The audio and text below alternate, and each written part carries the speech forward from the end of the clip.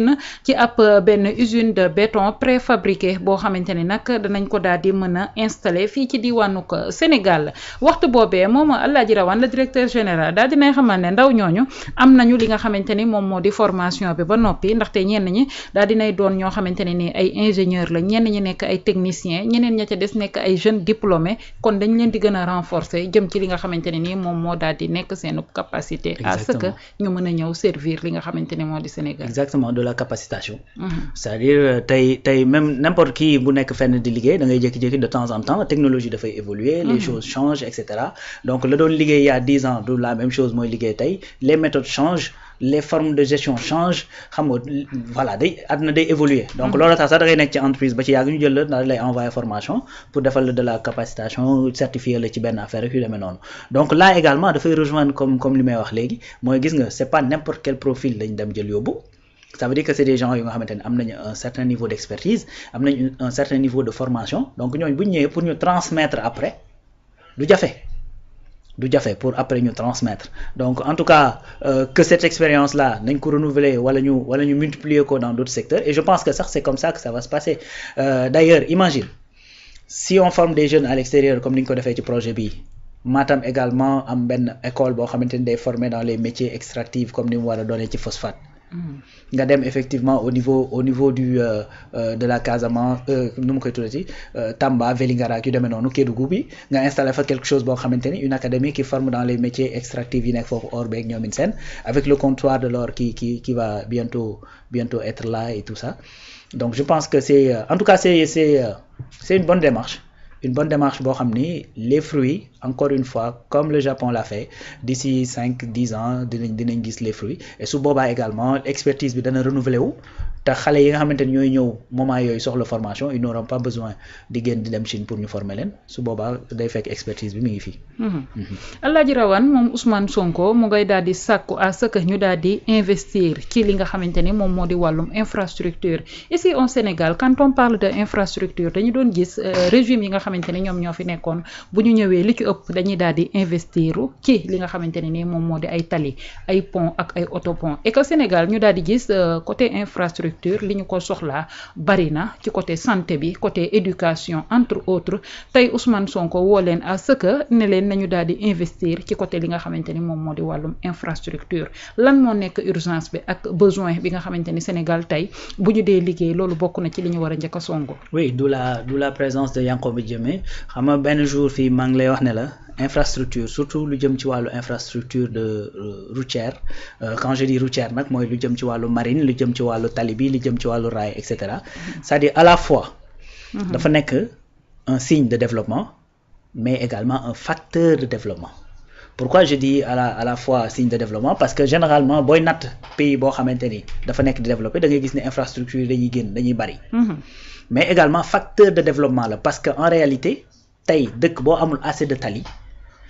amoo assez de voies de communication c'est-à-dire tey li nga bëgg a génne yëpp boo ko transporter mën naa poser ay problèmes ne serait-ce que effectivement le transport de particuliers de personnes loolu rek mën naa poser problème l'exemple que je donne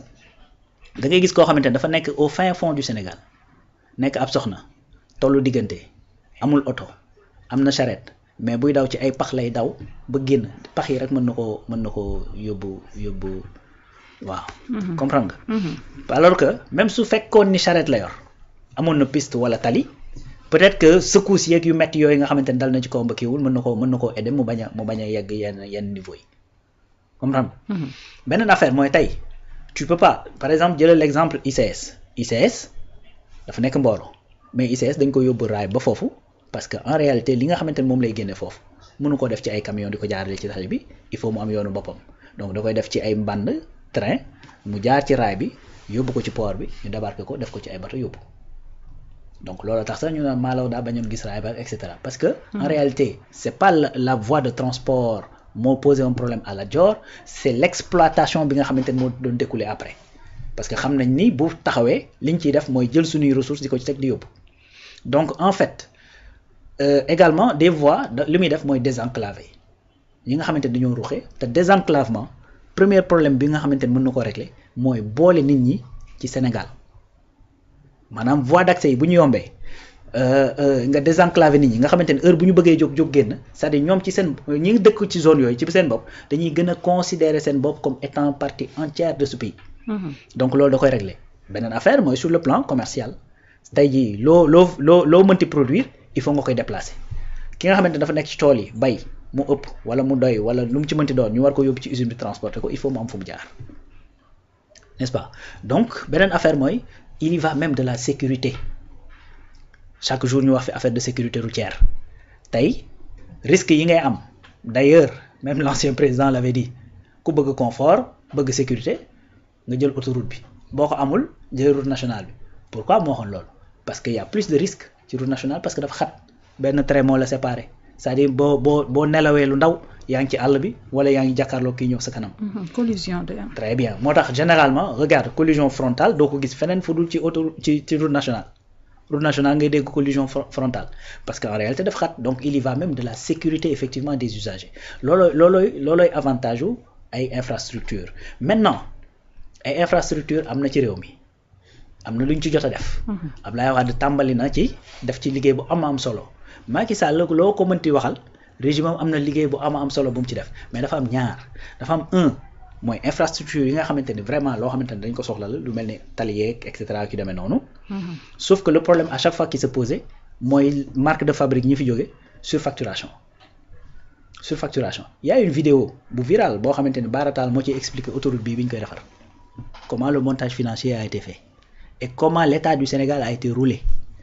nga xamante ni dañ ko facturer à plus de 80 milliards dem ba ci biir ne non ëpp na loolu ñu jëloon avance jox waa ji dem ci banque bi ñu lebal ko xaalis finalement il revient pour dire que ni non finalement tali bi c'est à plus de 150 milliards su ma juumul et puis qu'est-ce qui s'est passé tali bi wax defar nañ ko wëlbati ko sax État du Sénégal ameelaat ko xaalis te État du Sénégal dugaloon na xaalis ba pare donc voilà effectivement les problèmes qui se posent. Un TER boo xamante ni da nga am 20 BRT 20 stations. xaw ma 19 le Nigeria en a 21 18 kilomètres Nigeria am xaw ma 22 xaw ma 24 kilomètres plus de stations plus de véhicules seen bos coûté leen 125 milliards ñun ça nous coûte 300 xaw ma 400 et quelques milliards problème yooyu ñoo am ci infrastructure yu ñu nekk suñu réew c'est-à-dire y a pas d'efficience te loolu dafa bokk ci li nga xamante ne état bi da koy poursuivre mooy efficience mooy que ni dañuy defar lu am solo lu nit ñi soxla def ko ci temps mais à moindre coût. À moindre coût loolu nag pour nga mën ko def lii moo koy permettre maanaam yow tey ki fi nekkoon jàpp ne chasse gardée la quel que soit alpha marché bi moo koy gagné kooku su boobaa lu ko neex mën na koo facturer mën na sax def derrière des choses yu nga xamante ni c'est pas catholique muy noonu donc boo multiplier nag nu ma koy tuddee ci les partenaires mu leer na bis boo defetee appel d'offre 5 personnes danañ ñëw am la capacité de le faire mais su boobaa beneen exemple bu ma lay jox autoroute Ila Touba bi quand les Chinois sont partis bi ñuy joxee les termes de référence pour joxewaat marché bi xam nga lu ñu ci boole il faut nga am expérience 15 ans de gestion d'autoroute à péage ban entreprise sénégalaise moo am loolu entreprise Sénégal boo xamante ne mi ngi soog a am autoroute à péage boo waxee ne balaa ngay jël le marché il faut nga am 15 ans d'expérience ça veut dire que toutes les entreprises sénégalaises sont éliminées d'office. Comme si c'était que dañu favoriser ki nga xamante ni mooy l'étranger à ce que. léegi nag benn entreprise étrangère moo nekkoon fii ci Sénégal ku am expérience boobu. Donc xam nga donc tu comprends aisément qu'est-ce qu'ils veulent faire. noonu la demee beneen point bi may wax ci infrastructure mooy des infrastructures très chères et qui sont que des infrastructures de prestige. Stade Abdoulaye Wade ku ne xam na ni rafet na stade bu baax ñëpp ko soxla. mais il y avait pas d'opportunité moment bi ñu koy def 800 millions d'entretien par année alors que stade bi du génne loolu donc ce qui veut dire que da nga ciy dugalaat à tes frais alors que stade mi ngi fi mënoo ko toj mënoo ko démonter. am na benn jour ku mu wax loolu comme terre bi yéen a doon wax toj leen ko démonter leen ko ma ne ko yow wéro parce que suñu xaalis lañ jël defaree ko di buñ ko tojee suñu xaalis lañ sànni. moom kay fu mu toll nii comme mënatuñ ci dara dañ jéem a xool nuñ corriger rek c'est tout. mais le TER 1 milliard 200 pour le Maroc pour le TGV du Maroc Tanger Casablanca même prix pour suñu TER bi Dakar AIBD. Dakar Tanger Casablanca c'est 380 kilomètres fii ça fait même pas 70 au même prix. C'est grave. Voilà donc loolu moo doon suñu problème. Mais buñ ci jooyante effectivement les infrastructures c'est une nécessité parce que y a point de développement sans infrastructure. sans infrastructure. mu ngi noonu Alaaji Rawaan ba tey moom Ousmane Sonko yamul ci infrastructure yi mais à ce que ñu daal di jël li nga xamante ne ni moom moo di pêche bi ñu am ci benn partenariat gagnant-gagnant et que Alaaji Rawaan pendant ce temps li nga xamante ni moom moo daal di nekk Union européenne ak suñu pêche bi nga xamante ne ay accord la ñu daal di amoon ba ñu nguur gu bees gi ñëwee daf ko daal di jël jeexal ko mu jeex ñu teg ko nële ñu bëgg li nga xamante ne moom moo di doomu réew bi di gis seen bopp ci li ñuy napp tey Ousmane Sonko mu ngi woolee chinois à ce que ñu ñëw dugal seen loxo ci pêche bi est-ce que pendant ce temps góorgóorlu bi nga xamante ni dafay xëy jël ay mbaalam dem yaakaar ci géej gële une fois que chinois yi ñëw moom loolee dina ci amati li nga xamante ne nii moom moo di gagne-pain ba mu ca doon am. waaw bon benn jour maa ngi déglu le ministre muy expliquer que ni comme quoi que ni même accord yi ñuy wax et tout ça même y a un autre expert bu ci doon expliquer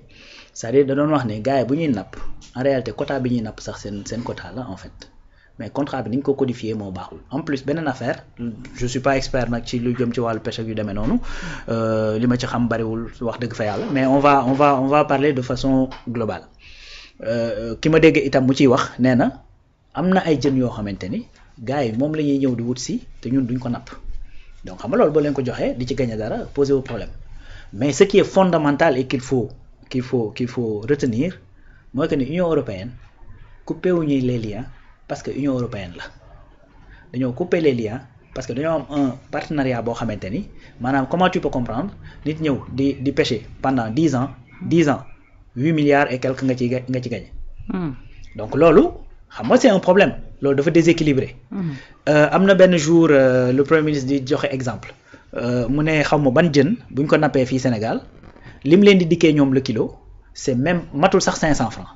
alors que bu ñu demee en France li ñu koy jaayaatee foofu le kilo presque 10 000 francs la léegi yow presque 10 000 francs yow maanaam yow si loo xamante ne mën naa jël 10 000 yow li ngi ci am matul 500 francs mais loolu y a un problème. donc dafa am déséquilibre c'est-à-dire ce sont ces déséquilibres tout simplement qu'on veut corriger. du dëgg. léegi nag quand c'est la Chine et que c'est déséquilibré c'est-à-dire le problème revient gaw ma ni nag di nga dagg un contrat parce que dafa déséquilibré dem ànd ak keneen pour proposer ko loo xamante ne après doo ci am njariñ. man gaw ma loolu c'est pas logique n'est-ce pas donc en tout cas chinois yi ñook européens yi ak américains yi ak africains yi nekk fii en réalité mën naa sax génne africains yi mais ñi nga xamante ni l'Occident la ak l'Asie man pour man li ñu war a li war mooy ñoo yam ci ñun ñoo yam ci Sénégal li ñuy xool mooy kan collaborer ak kan ci ñoom mooy jariñu réew mi c'est tout c'est-à-dire si ce sont les Chinois qui sont plus avantageux maanaam bu ñu ñëwee li ñuy liggéey danañ ci am expertise danañ ci am xaalis gu des ci réew danañ ci am suñu développement c'est-à-dire on prend les Chinois on travaille avec eux. mais Alaaji Rawaan pendant ce temps góorgóorlu bi naka lañ ko war a mën a considérer ci li nga xamante ne moom moo di partenariat yooyu. c'est que loolu amalgame la c'est-à-dire c'est pas parce que nit dafay ñëw. dañu gis problème yi aussi. waaw non je ça sais existe. waaw non je sais. parce que en fait dafa am fraude. dafa am aussi comme li may wax des partenariats qui sont déséquilibrés am ñoo xamante ni bateau yi ñuy yor ay bateau yu nga xam nga keroog yaa ngi rappelé Ali Aïdara bi muy wax ki ñu jàppoon ci lan lañ ko jàppee woon. effectivement. ben parce que dafa am ay fraude léegi nag loolu c'est à l'État de s'assurer que ni effectivement fraude yooyu du fa am waaye du ñëw di racler di jàpp du n'importe quoi parce que en même temps ñuy wax effectivement chinois yi mën nañoo ñëw napp si te bu ñu ñëwee man je suppose que duñ fi ñëw ñu jox leen licence boo xamante ni danañ jox carte blanche lu leen neex ñu def ci géej gi. En même temps, il y a des accords qui sont signés avec la Guinée-Bissau pour nappkat yi nga xamante ni parce que tey haute mer am na foo xamante ni ci géej gi peut-être gaal yu ndaw yi mënu faa dem yooyu gaal yu mag yi peut-être mën nañ fa dem n'est-ce pas donc de toute façon daal encore une fois comme j'ai dit c'est pas un domaine que je comprends trop que je maîtrise bien. D'accord. Mais l'essentiel c'est que man je pense que ni en fait li ma jàpp ne moo logiqueul nga dagg effectivement un partenariat parce que da nga jàpp ne c'est déséquilibré. da nga jàpp ne du profito effectivement ñi nga xamante ne ñooy say góorgóorlu yu nekk ci sa réew. ba pare reconduire un autre partenariat avec quelqu'un d'autre boo xamante ne dafay ñëw indi les mêmes problèmes. parce que en réalité Ousmane Sonko comme ni mu ko waxee woon du ñu jóge ci maître bi pour dem ci maître bële man nag pour man du weddi ay waxam. n'est-ce pas donc bu leen woowee nag ne leen ñëw leen ñu xool pêche bi nan lañ ci waxtaanee parce que nag pêche nag gars yi ay nañ ci de fu mu toll nii chaque année Sénégal fii day dem Corée dem foofu salon international de la pêche. te bu ñu demee foofu y a des technologies y a kii et puis beneen affaire aussi mooy est-ce que partenariat bi ce sera juste pour ñoo napp est-ce que du inclure ay formation est-ce que du inclure transfert de compétences est-ce que du inclure effectivement du matériel boo xamante ni dañ koy indi et cetera et cetera. Donc moo tax on attendra de voir bis bu ñooñu waree ñëw quels seront les tenants et les aboutissants ak lan mooy nekk ci biir partenariat boobu après en ce moment-là on pourra aviser de manière plus lu gën a concret daal. Sinon moom ay xëy na ak ay peut-être rek la ñuy wax. ay yaakaar naa waaw yaakaar te loolu Média 28 mu ngi noonu Alaaji Rawane jaajëfal bu baax a baax ñi nga xamante ni jamono jile ñoom ñu ngi ñuy daal di teewlu fii ci Média 28 ci seen émission le point de l'actu ñi nekk ci biir réew ak ci biti réew loolu moo waral dañuy daal di